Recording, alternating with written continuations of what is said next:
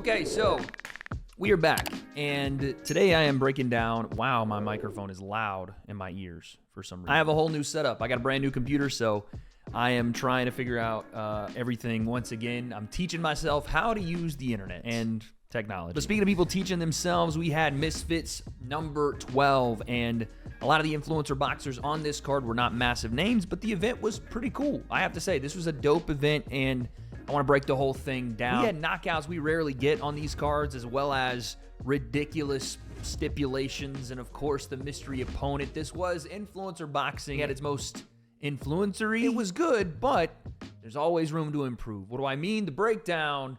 Let's go. All right, so like I said, this was a non-pay-per-view DAZN card, so not many big names on this card. In fact, these cards, I think Misfits and DAZN used to potentially break in a new star or build someone to become a star later on in influencer boxing. And with that being said, the first fight on the night, I think, I'm getting the orders mixed up as I'm trying to remember, was Joey Knight versus Most Wanted. And again, not two massive names to anyone in the influencer scene or anywhere else, but two guys looking to prove something. Most Wanted, a guy that's known for Twitter spaces and Twitter interactions for the most part. Joey Knight actually does have his own YouTube channel, also is a good friend of True Jordy's, has been on his show, The Kickoff and The Debate and The Pain Game, so he's coming up in the YouTube scene. Pretty knowledgeable guy. I've seen his work. It's really good. And also, apparently, he is a 8-0 semi-pro boxer, amateur. I'm not sure what the actual background was, but this guy was slick. I'm talking slicker than his freaking comb over when he stepped into the ring. He stepped in, and to be fair, I don't think Most Wanted had any actual experience. So, something to be said for the matchmaking on this one. But again, there's a limited pool of people. What are you going to do? You got to put people in there and have them fight. I get it. But this just showed the different levels. Joey toyed with Most Wanted, pretty much did whatever he wanted with him. And in the first round, Joey landed a big left hook that sent Most Wanted flying. Put him in the rocking chair as he swayed down to the mat, and the feet went up in the air like they just did not care. It was a very nice knock. But he didn't knock him out. Fair play to Most Wanted. Showed some heart. Got up off the canvas, stood in there, survived pretty much the rest of the fight. I know there was a point where he got another standing 8 count, I think, after a nice pivot off the lead foot from Joey and threw another left hook that hurt him. But eventually, Most Wanted's team threw in the towel, and that was it. I think that it was a good experience for Most Wanted. Didn't get hurt too badly, I don't think, but got to see what higher levels look like against a really good boxer in Joey Knight, and a fight that apparently not many other people wanted. So fair play to Most for getting in there. But Joey looked like a star, man. Looked like a star, and it'll be interesting. He was already calling out Dean the Great. Don't know if he's quite there yet, as far as the name recognition and all that, but talent-wise, he's really good. Next, I think we had Miles Raksu, and DTG already had a win on the Prime card, coming off a couple different fights, lost to Salt Poppy, but the guy's got some power. He's a little bit short for the heavyweight division, but he landed that power in this fight. And this fight wasn't very close either. DTG pretty much did whatever he wanted. Good level changes, good footwork, good setup. Went with the double jab right hand for a big knockdown at the end of round 1. I think finished the fight after 2, and Miles' corner wouldn't let him continue, but he showed he's getting better, right? The footwork is there. He keeps everything sound, and he's getting to be more technical, so you're starting to see him learn more and more. And at heavyweight, listen, we're going to talk about the Chase fight in a second.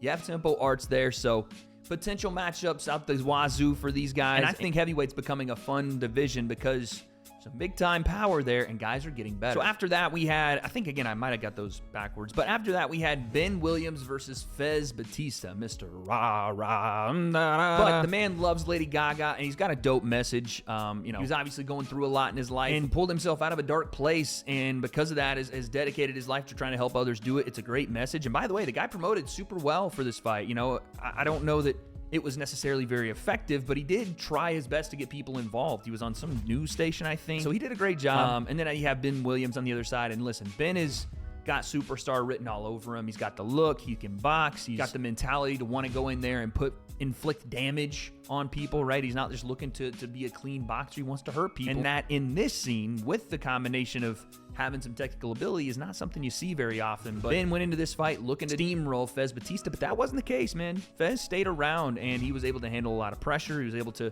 implement a little bit of his game plan, pop his jab, look for a right hand. I think he got it started a little bit with the combinations too late, and Ben was just continually putting pressure, continually throwing combinations, and ultimately He won this fight going away. Good decision win for Ben. He gets on the mic and calls out Ed Matthews. We'll talk about that a little bit later, but it didn't seem like there was much for Ben to say. It's just he's in that position where he's a tough guy and not many guys are going to want to fight him, but he's also not quite at the place where he can start calling out the Dejies and the Slims and the maybe Jarvis. Jarvis would be a fun one, but I don't know that those guys are going to say yes yet to Ben Williams, even though I'd like to see all. Then we had Fox the G versus Small Spartan J. Fox just turning 18. He's been training his ass off. We know about Small Spartan J. He is returning after a win versus, who did he beat? Forgot who he beat. Pulley, I think, Pulley Arif. Strong guy, fitness guru, right? He's got the cardio, he's got the calisthenics, all that, right? And Fox the G came into the scene, YouTuber, did the, 1 to 2 minute videos. He'd roast a bunch of people, then got on Misfits with the announcer gig. I met him there, great kid. Looks a little bit like Ellen DeGeneres, but that's okay. Fox is my guy, and he is the G. He came out in this fight on a mission. Let's not forget, this kid has been in the UK for the last 3 months training his tail off, not being around his family. Again, at 18 years old, 3 months in the UK. I did 1 month in the UK, and I was like, dude, to be fair, I was in Swansea, but still, get me home. So fair play to the kid, man. He is locked in, and it showed in this fight because he came out right away landing hammers. There was no feeling out process, which is one of the big things I say in influencer boxing is a key when you're fighting shorter rounds. You have to get off to a good start. You have to do it because you go down 1 round and you're behind the 8 ball. You got to win the next 3 to make it a clear decision if you're fighting those 4 rounds, and Fox left no time to wait. When I knew Fox was going to absolutely destroy Small Spartan J, I thought he was going to win a decision until I saw him land, I think it was a short right hand he threw early in the fight, and you saw Small Spartan kind of give one of those man at the circus on stilts walks where it's like, oh shit, okay, that might have hurt more than I thought. And immediately I went, uh-oh, this is going to be over very, very soon, because all that kept happening after that was Small Spartan J staying in the pocket with Fox, and Fox not looking to utilize his reach and stay at his jab or anything like that, looking to inflict damage and sitting down on punches in the pocket. Like I said, no measuring shots, nothing. And Jay, unfortunately for him, is not just the Small Spartan Jay. He is the so Small Spartan Jay that he has to be in range to land any sort of punches, and he didn't have the wherewithal to maybe give himself a little bit of a breather to not just rush back into that fire. And once he did, Fox hit him with a right hand left hook, hurt him, sort of wobbled him once again, and then he let go a left hand that landed flush on Jay, put him on the mat, and I lost my ever-loving fucking mind. I don't think I can understate how insanely brutal this knockout was, because not only did you have Jay doing the cross legs fencing posture while he's laying there, which was so scary because he didn't get up for like 2 or 3 minutes there, but also because it was almost out of nowhere. Who knew that Fox had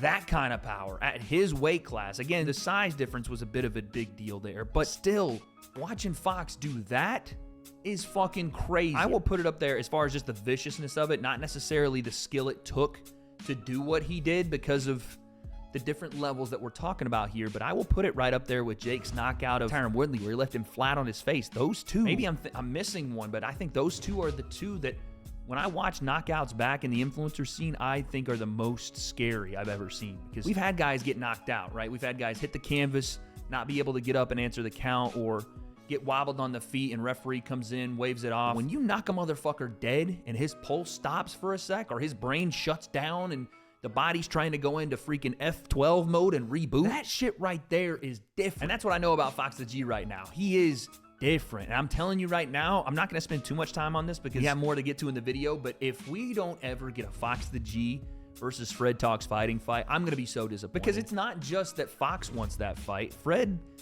is very good at acting as if he doesn't want fights or he's not a fighter, when I think it's the cat's out of the bag now that Fred has amateur experience. I think he's had multiple fights as an amateur, and also he's starting to talk his shit a little bit. Even in one of his interviews this week, I think, Leo, if you can find it, someone was asking him about Fox or about him stepping into fight, and he was like, oh, I'll destroy. Straight up being like, no, I'll destroy all these guys. I'm too good for everybody at the lightweight division. He's saying everybody, which I think is interesting because I would like to see it. I don't know if Fred ever wants to actually do it, but he's talking about destroying Fox the G in a fight. I say let's do it. Let's either do it now or build to it, because it seems like that's the most ingrained rivalry. And I know they're good buddies, which is, I'm not trying to force the fight on anyone, but they both said they want it. Fox has said he wants to fight him. Fred is saying he'll destroy him. Those aren't my words, they're theirs. So I think it'd be a fun one. I think Fred could probably play that heel persona a little bit better. So going into it, I didn't think before it would be necessarily super competitive because I didn't know Fox had that. I didn't know he had that kind of power. And still, I think Fred is probably more technically sound just from what I've seen in person and online. But I think that this would be a more interesting match than I thought it would be before. And it'll be a damn shame if we don't get it. All right, so then we had Chase Deore and Minicon. I think maybe I've got my formation of the card mixed up, but Chase Deore versus Minicon. This one was ugly. I'm not going to lie to you. This one was ugly. And again, it wasn't because of one single reason. Sometimes you get these matchups, and I thought this would happen when Sensei and I talked about that on the breakdown. I thought these two were not a great match for each other because of how forward both guys are as fighters, and because sometimes they both can get very sloppy, and that's what happened here. It was a very sloppy, gritty fight where Minicon was throwing a little bit more wild. I'll say this, though. Chase was a little bit more technical than I've seen him, and he's getting better and better. And I've said for a long time now, because of his frame, because of his size, for fuck's sake, he looks like light-skinned Ivan Drago. Hilarious to watch, but the point is, Chase can put this together at heavyweight. He has stuff you can't teach. You don't have to be super powerful or put a lot into shots to be super powerful at heavyweight. He has 6'5", 6'6" frame. 240 pounds. You can't teach that shit. It's going to give everyone problems. No matter how good he is, it's only going to get worse for everyone as he gets better. So yeah, like I said, there was a couple, I think there should have been 2 knockdowns, but there at least was one. Chase knocked down Minicon with a right hand. And again, when he throws his right hand straight, there's some sauce on it. And he put Minicon down. There was a lot of grappling and hugging and outside tripping. And it almost looked like a combination of a last man standing and submission match in the WWE. But it still got Chase's first win, which is a good deal for him, right? A big confidence boost. And he gets on the mic, calls out Tempo Arts. I'd like to see it. Maybe Minicon versus DTG, or I don't know if there's another heavyweight out there that wants to get some work in. I just think that heavyweight division for me, while I'm not being the most technical and the guy's not necessarily being the most in shape, because we saw that again, both guys gassed like a freaking Shell station, I think it is still one of the most interesting for whatever reason. So then we had, buddy, this one was bad, man. We had Tristan Ham versus not Logan Paul. And again, I didn't do my predictions on this channel, but I did do them over on the breakdown with Sensei, and we both saw about 5 seconds of footage from not Logan Paul. And again,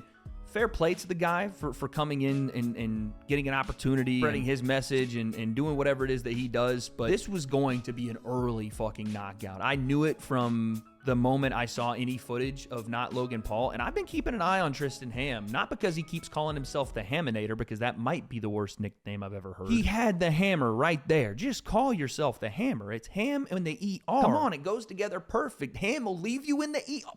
Bars! But anyway, the Haminator, as he calls himself, bringing the ham, Swiss, and mustard mayo, to this boxing match, came in, and again, trained by BJ Flores. I kept an eye on him because I wanted to see how much of the BJ Flores and Jake Paul relationship is a chicken and the egg relationship, or a Tom Brady, that doesn't make any sense. Never mind. Tom Brady and Bill Belichick, right? Phil Jackson, Michael Jordan. Again, these are very, very loose comparisons. My point being, who mattered more to the development of both? Was it more coach or was it more talent? In boxing, I tend to think talent supersedes coaching, because sometimes you just have otherworldly talents under a specific coach, which then props up said coach to think that he's some guru that sometimes he isn't. But then there are cases like Freddie Roach, Emmanuel Stewart, and pretty much the Kronk Gym during the late 70s and 80s. There are different coaches that have the staying power. And for this one, I wanted to see, can BJ Flores do what he did for Jake, which was give him a base to operate on, give him work to his strengths, which ironically was his big time power, explosivity. And funny enough, it's kind of the same thing for Tristan Ham. This fight was going to be an indicator for me, at least, if BJ Flores can do it again. And motherfucker, he did. Again, competition wasn't great, but Jesus Christ, Tristan Ham came out and was throwing them hammers. He was throwing absolute bricks. You saw not Logan Paul shitting bricks, because he got hit with one right hand and it kind of buckled him, put him against the ropes. I don't know what the Polish boxing Parks and Rec department referees were doing, but he hit the ropes like he got tripped by Rey Mysterio for the 619. He was draped over that top rope like Tommy fucking Morrison. And Tristan Ham was throwing punches like Ray Mercer, dude. He was hitting him just dead on the ropes, and somehow he wakes up. The referee is like just sitting there watching it happen, and then he starts counting. They get him his mouthpiece. By the way, Overt Flow was the head corner, I think, for not Logan Paul, which is already an issue. I love you, BJ, but what the hell? And then, again, you saw a little bit of what BJ Flores and Jake Paul had together in the style in which Tristan attacked after he had someone hurt. You saw a left hook to almost crow hop in, and granted, there was no threat of him being hit at this point. This was just nuclear wartime. And he crow hops in, left hook, big right hand over the top, wobbles, not Logan Paul again. I keep thinking it's Logan Paul, but this guy was not as great boxing skill, but better hairline. And then went uppercut, boom, underneath, barely grazed him, but still enough to send him flying to the moon. Damn near tore his ACL the way he landed like an accordion folded up. That was a fucking vicious knockout. I would say, again, fair play, not Logan Paul tried to get to his feet, but brutal stuff, man. And I'm interested in this little partnership between Tristan Ham and BJ Flores. They talked about who he wants to fight next. He called out King Kenny. The dude's got real power. And BJ, I know, said some very, very stupid things recently, and regardless what you think about him personally, he does know boxing. And he put this guy Tristan Ham in there with some skills that he learned already. Be interesting to see where this guy goes next. Then we had Ashley Raxu versus OJ Ros. It was a fun fight. You know, it was two guys doing what they do, especially on OJ's side. He was walking forward, trying to put a pace on Ashley. Ashley was hitting with his jab, throwing some combinations, working to the body. I thought Ashley started the fight off really well. But again, this was such a tough thing to score round by round because you didn't really see any adjustments from anybody. You just saw both guys continuing to do what it was that they wanted to do until I think the later part of the fight, maybe the later part of the fourth round, which again, for me, is a little too short for these guys that have experience. Maybe put them in a 5-rounder, an odd round fight, which makes more sense than 4 rounds where you have to win 3 to win the fight. Odd round fights make more sense. You win 3-2, you won more rounds clearly than the other person. Everybody goes home happy. We're fine. But this one, it just looked like, again, both guys being reserved to what it is they want to do, where OJ was pressuring, throwing punches, but maybe not with the venom that he needed to throw some of those punches with, or maybe just predetermining where he was going to throw those punches instead of aiming and firing. And Ashley being technical on the back foot here, not doing what he did to Kenny or even what he did to Halal Ham, but trying to be a little more technical, work off his back foot. But he wasn't pivoting out when he got into trouble. He was backing himself into bad positions, and I think in those moments where ring control probably did have a factor when things were so close in the striking department, Ashley lost a couple of rounds there. And this one ended up being a draw. Listen, I could see this being a rematch that they should run. I don't see why not. I don't think either guy has anything else to do as far as like big time opponents that are calling them out. So why not run it again and you get that definitive winner, 5 rounds, to see who gets that shot at a guy like Salt Poppy or King Kenny again, potentially for Ashley Raxu, even though he beat him, or Slim, or I don't know, somebody in that top echelon of that 168, 170, 175 kind of realm. I think that would be fun, and I think both these guys look pretty decent, man. I think OJ's coming along very good. Ashley, again, skill for skill is getting better. I would advise him not to go wrestling with bears in Dagestan anymore. I don't know if that's even a true story, but if it is, what the fuck? But yeah, fun fight.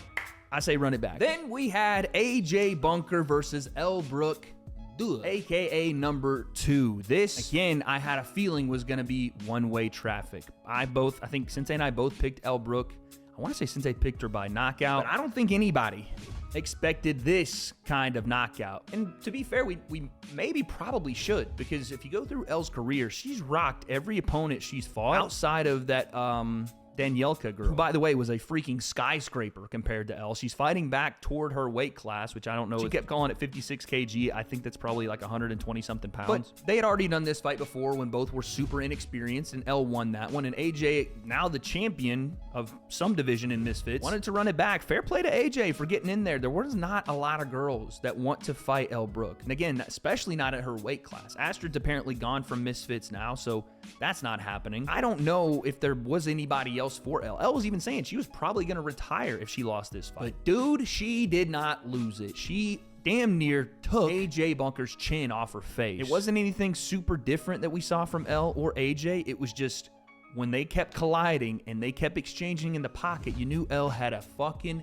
hammer. And if it landed, it was going to hurt AJ in a way AJ could not hurt her. And that's what happened. Huge right hand, drops AJ on the canvas. That's it, and that's all. They wave it off. I know Elle has had a stoppage before with the Faith Ordway fight. I know that she rocked Julie Polka, but this was the most devastating knockout, and really the only true one I will give to women's influencer boxing. That's a big fucking statement. To be able to hurt every person you fought outside of one and to be able to stop someone for the belt is a massive, massive deal for Elle. I love the girl. I thought she did super well, and I'm interested to see like what she does next. It's not her fault, but there's not going to be many people that look at that fight and go, yeah, let me get a piece of her. Well, not many female boxers. I'm sure there's going to be a lot of people that watch that and say, let me get a piece, but that's neither here nor there. All I'm saying is Elle is dangerous at her weight, and not having to fight people 10, 20, 30 pounds heavier than her really shows that power difference and how much she can really crack when she decides to, again, I can't talk. I know how people are going to start. I don't know what words to say that they're not going to sound sus, but regardless, El did a great job. Congratulations to him. Then we get to the main event, which was Ed Matthews versus a mystery opponent. Now, this was an interesting idea that we've seen before multiple times now, and you guys know from me, I'm not a big fan of doing the gimmicks in the main event, right? I just don't think that when you prioritize the gimmick, it has any lasting power. And it starts to be a little bit repetitive, right? And while, by the way, there was a ton of people in that crowd. It looked like they really had a good turnout, so fair play to Misfits for putting on a great event. I just don't know if the mystery opponent was the greatest decision in the main event. I get it, they had their hands kind of tied, but they also kind of tied their own hands, because from what I'm hearing, the reason Ed Matthews stepped in was because they pulled HS out of the fight because they wanted him to fight on another card, a pay-per-view later in the year, so they had a fight originally planned, and then they kind of just pulled it. So that's kind of on them. But Ed Matthews versus mystery opponent. They did a cool little concept with this, right? They had, it would have been a cool concept, but they started with 3 different guys that ran to the ring or walked to the ring and were supposed to confuse Ed Matthews and confuse the viewers. That's another topic we're going to get on in a second. Ed Matthews truly didn't know who the mystery opponent was, and I've always had a question as to how much, like, does the opponent know? Do they not?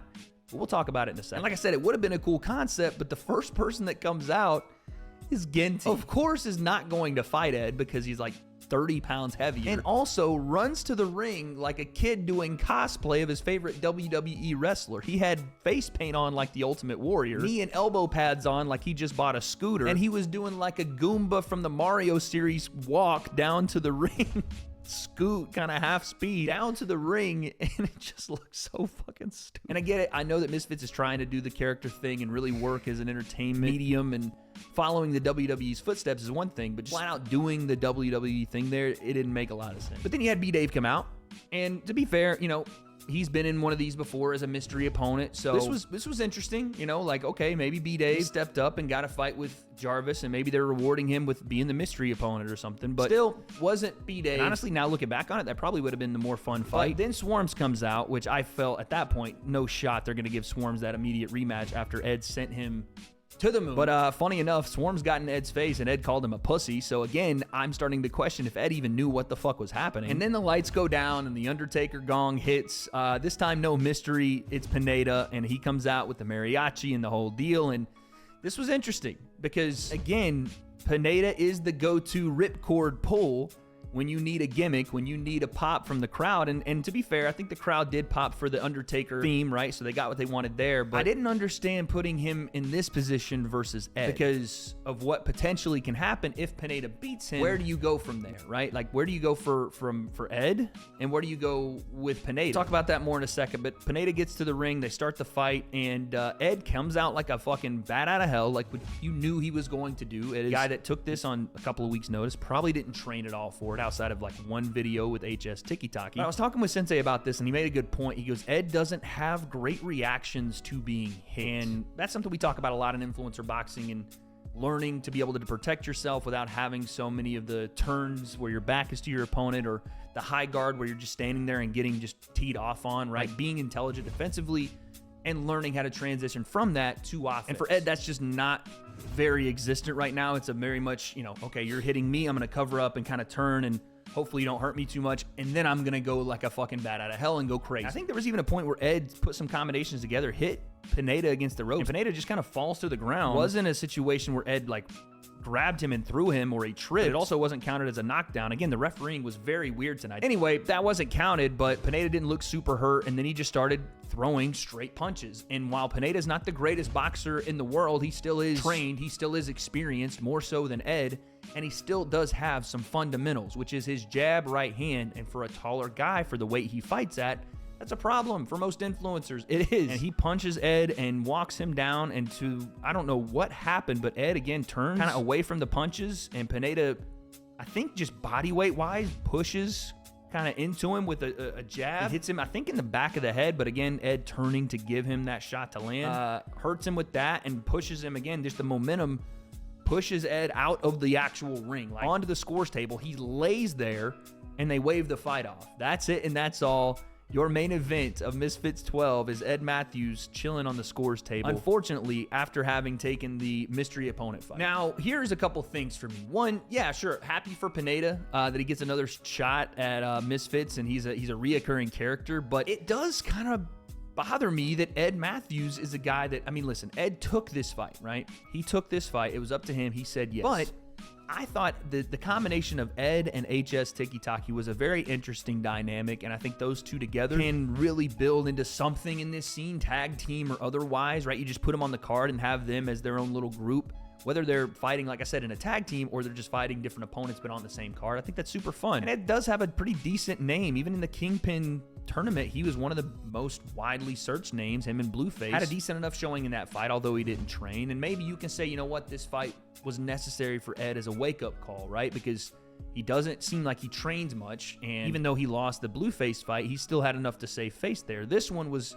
probably that wake-up call he needed, which is why he put out the video where he was smoking a cigarette, running up a hill in sandals at about 2 a.m. at night, saying this was his redemption story, which looked ridiculous. Pants sagging damn near to the ground, but that is what I consider influencer boxing. I love that shit. I just feel like what Misfits has done here is sacrifice the long-term play for the pop. And again, I'm not sure that it's going to make really that big of a dent. Like, what's it really going to do for Ed? I'm sure Ed can still come back and people will still watch, but I just don't know what you do with Pineda.